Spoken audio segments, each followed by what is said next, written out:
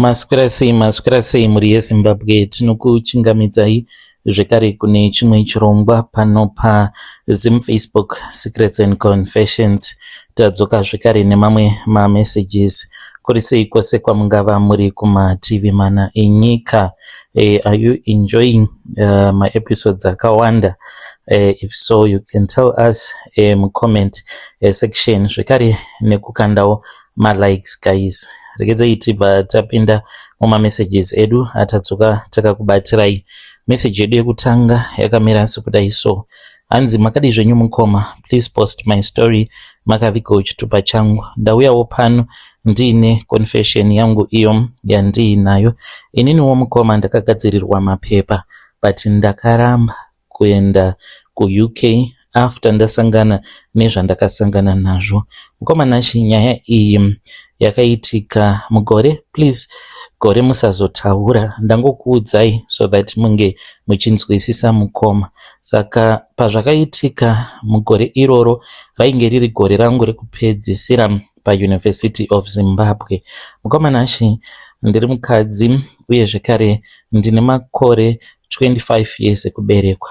Baba vangu vakashaika ndichiri mwana mudiki. Amai vangu, she raised me very well as a single mom. My mom had 3 kids. Inini I am the firstborn nema brothers angu maviri. Ndaike ndakazvichengetedza kweupenyu hwangu hwose. Handisi munhu akambogara aita zvehuslay queen. Handina kumbogara ndakafarira zvekuenda kunwa doro kumabhawa. Nembinga iyi takangotosangana ende takasangana kuparty. I was invited nefriend yangu at her birthday party ku Mount Pleasant. So since I did not have anything to do, then I went to Mount Pleasant ndichibva kwedu kwatinogara kumabvuku. Mukoma ndakazoti ndasvika pamba pefriend yangu ndakaona kuti painge paine varume vakawanda vainge vaine mari, like there were cars that were parked everywhere. So as we were mixing and mingling, ndipo pakabva pachizouya mumwe murume uyo akazviintroducer kwandiri akati iye zita rake ainge achinzi James.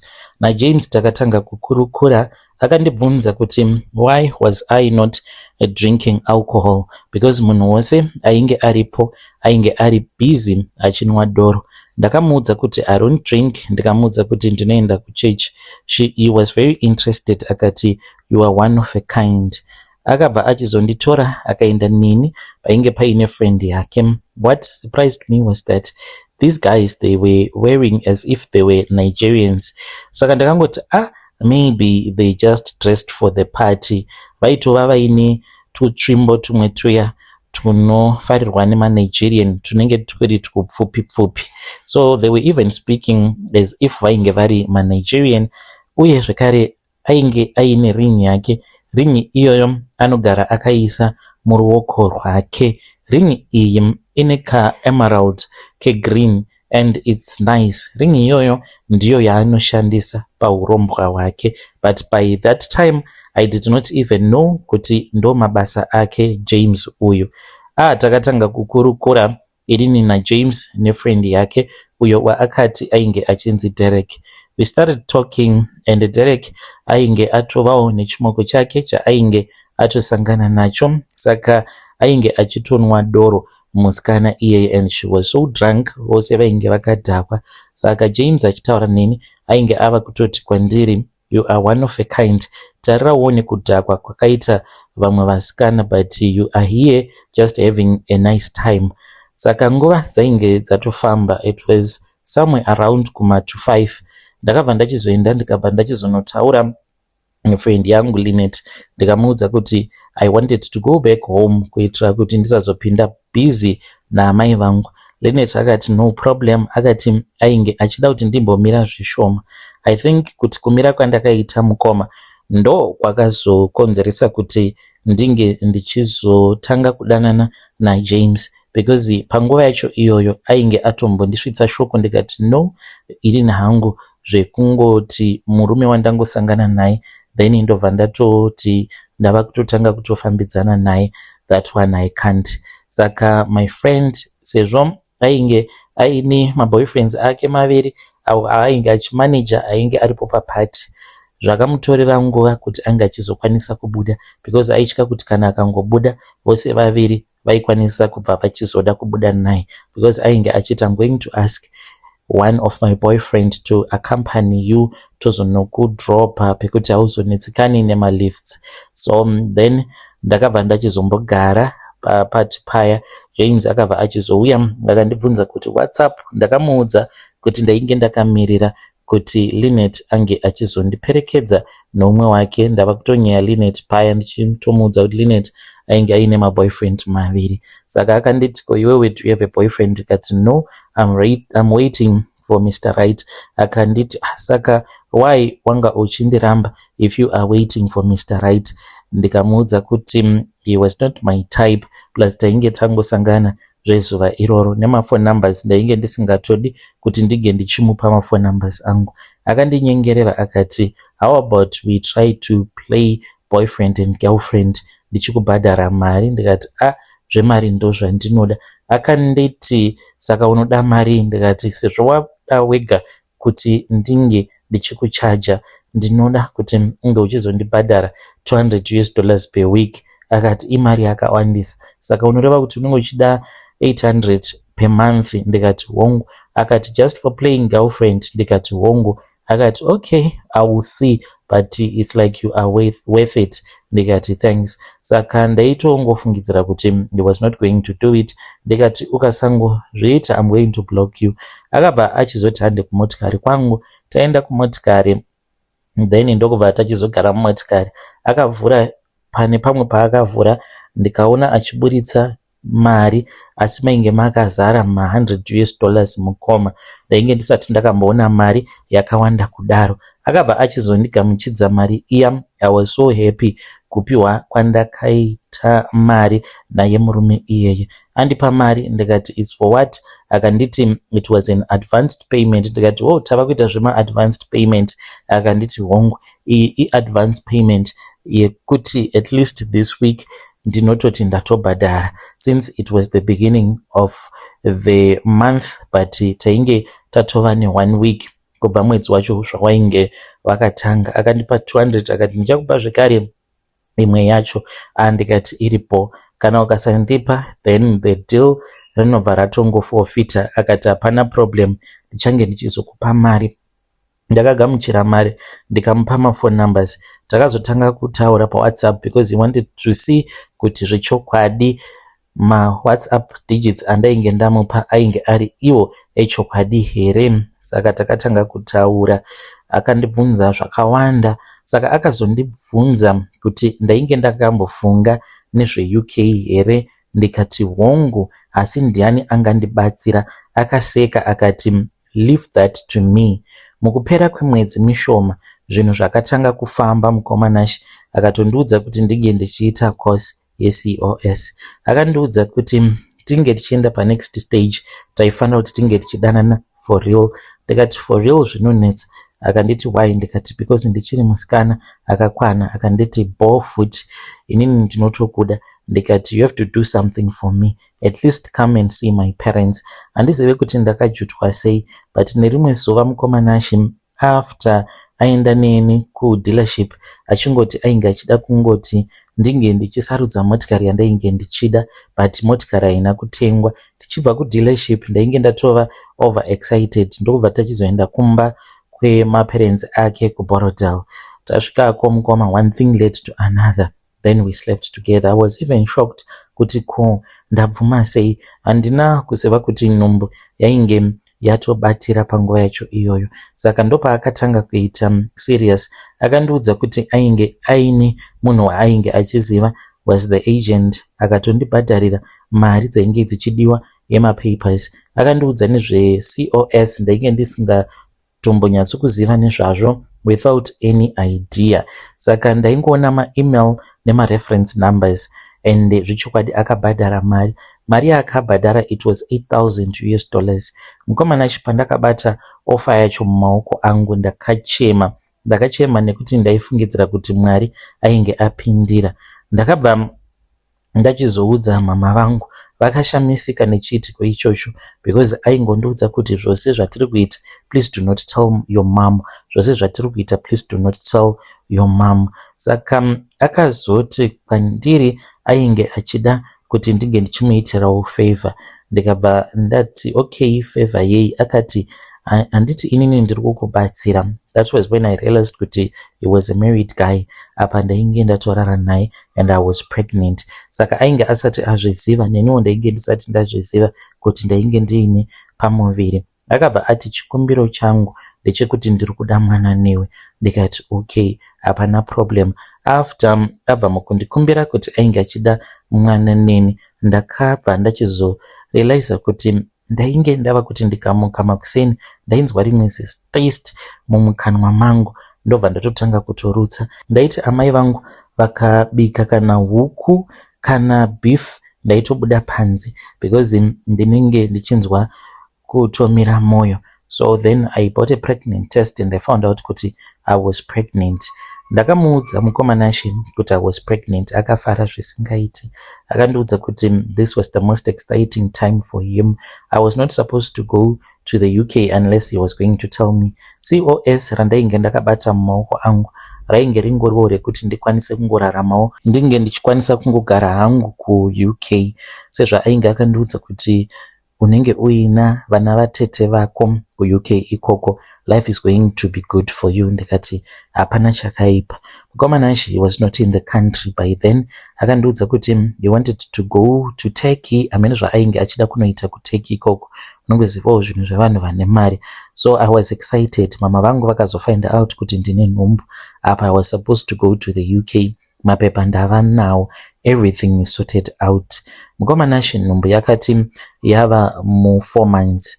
Ndo paakabva achizodzoka akati ainge achida kuti ndinge ndichigara naye. Ndo pandakatanga kugara naye kuBorodale.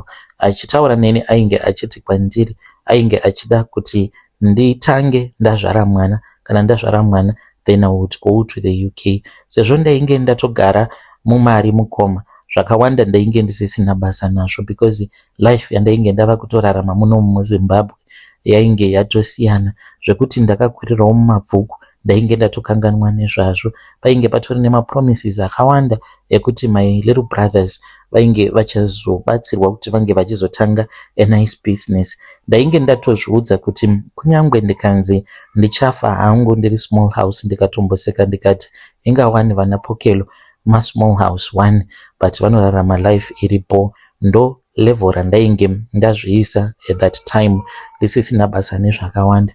Mukomanashi, what happened next I never even imagined. Ndakazotanga kurwara. Pandakatanga kurwara it was somewhere around 10 AM. Mudumbu mangu makangotanga kungofamba famba.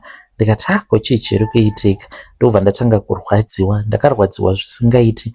Ndikamuudza kuti ndainge ndichida kuti tinge tichienda kuchipatara because ndainge ndisinganzwi zvakanaka, plus mwana ainge achimboita kunge anopfura. Sometimes ndaingonzwa kungoti zim sekunge ndisina kana nhumbu.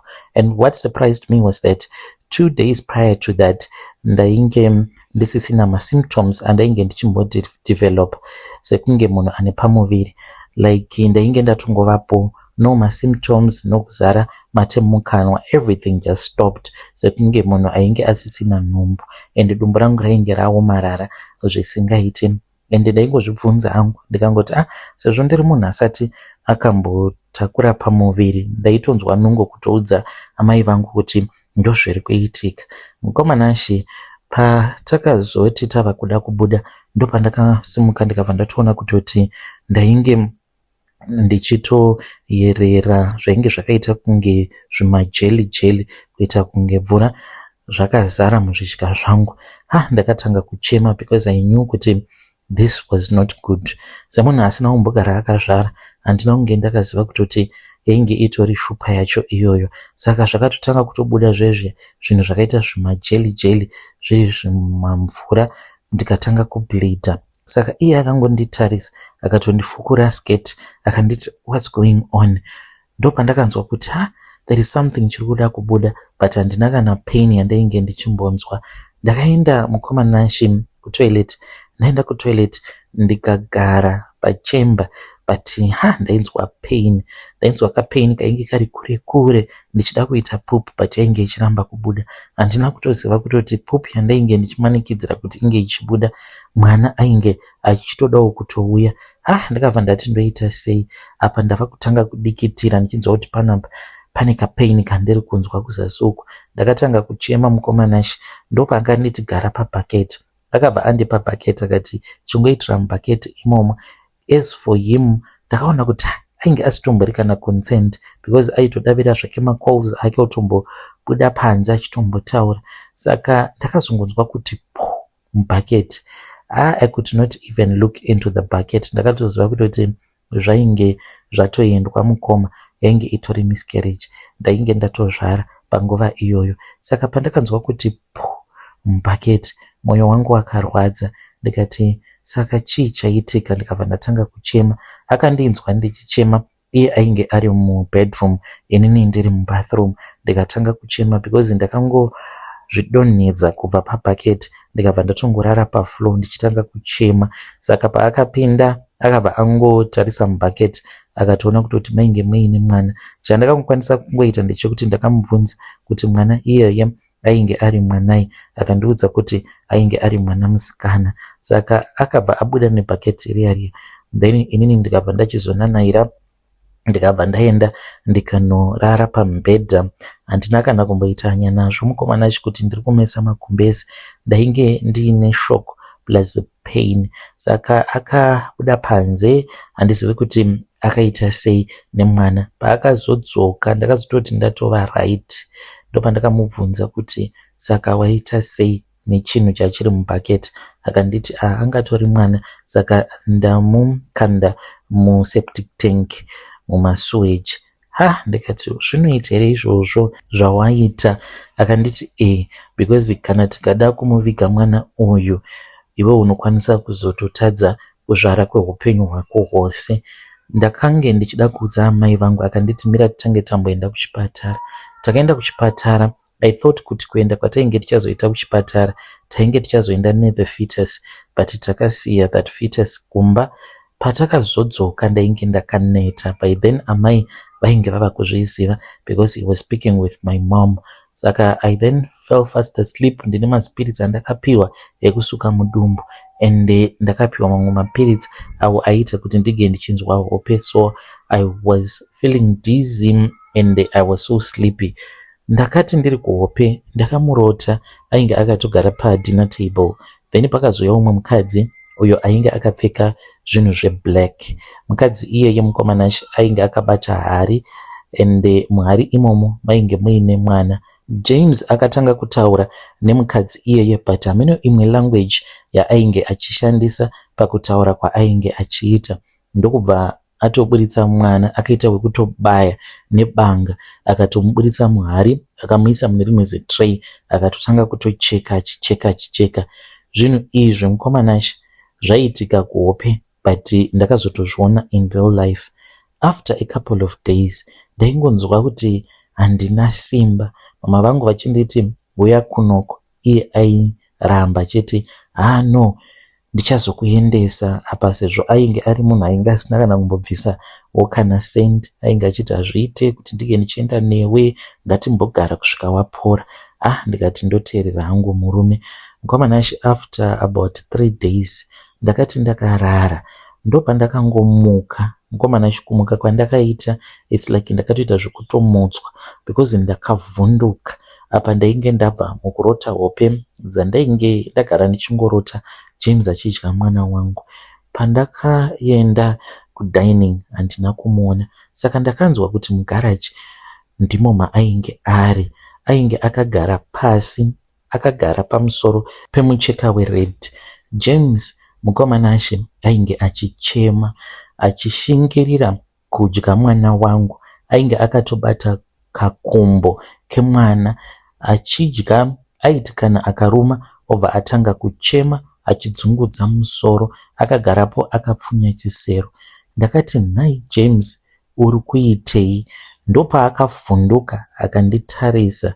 Akaedza kuda kuhwandisa kakumbo kaainge akabata akakakandira muzasi memotikari. Mugaraji make mainge muine Prado yainge irimo mukoma. Hameno kuti ndiya 19 ani kuda 19 kochanemba, but motikari iyoyo yaitoita sekunge yainge iri brand new kubva zvayakatengwa. It's like haina kana kumbogara yakafamba. Akavhunduka akanditarisa ndokubva atanga kundituka, like he quickly shifted the blame on me. I could not believe myself that I had found myself in that situation. Akatondidzinga pamba pake akanditi, ibva pamba pangu, uri muroyi wemunhu. Akandibata ruoko rwangu kwava kubva achizoenda neni kubedroom, akanditi, rongedza zvinhu zvako izvezvi. Mukomana shi ndakatora kabhegi kangu ndikatanga kurongedza hembe, ndikaisa hembe dzangu mubhegi ndokubva aenda neni kumotikari. He dropped me off, mukomana shi pa10 off yokuenda mumabvuku, ndopa akandisira ipapo, ende akatondipa warning yekuti ukangoenda kupolice uchazviona. Ndichisvika pamba amai vakandibvunza kuti iye ainge aripi. I did not even tell my mom the truth to this very day.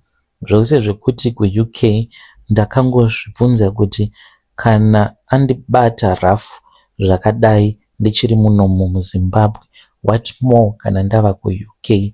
What else will he do to me? Munhu wandakaona achidya mwana, kutodya nyama mbishi mukoma. I saw it with my own eyes. Handisi kunyepa. Ndo zvandakasangana nazvo izvi mukomanashi. Vanhu ava vaunongoti wangosangana navo wotonyura murudo, you never know. Vamwe vanhu vanenge vatori masatanist. Akandikanganisira zvinhu zvangu James, ende handina kana shungu dzekuda kutombobuda muZimbabwe.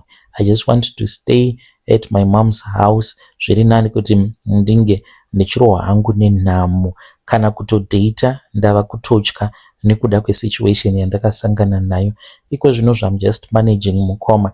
Ndinotengesawo mutown pane kamwe kashop apo patinoita zvekutengesa malaptop nemafoni. Yo vedare, ndo message iyo yandakatumidzirwa ichibva kuna vanzvadzi vedu. Zvakangooma hazvo vedu we. Strange things indeed they do happen in this world. Ngatitaurei naye mwanasikana uyu mumcomment section. Hanzi ndakangozvichengeta mumwoyo, handina munhu wandakamboudza. Maybe you are supposed to tell someone, because pamwe pane zvamunenge mufanira kutoti munge muchizoitwa kunamatirwa kana kugadzirwa, because you don't know the effects yezvamakaitwa kuti munozvara mwana akafa, like miscarriage iyoyo yakaitika, muzoona munhu ava kudya mwana wacho iyeye. Hanzi James aidya mwana iyeye achichema. Yo vanhu havana zororo kunze uku. Ngatitaurei naye mucomment section mwanasikana uyu.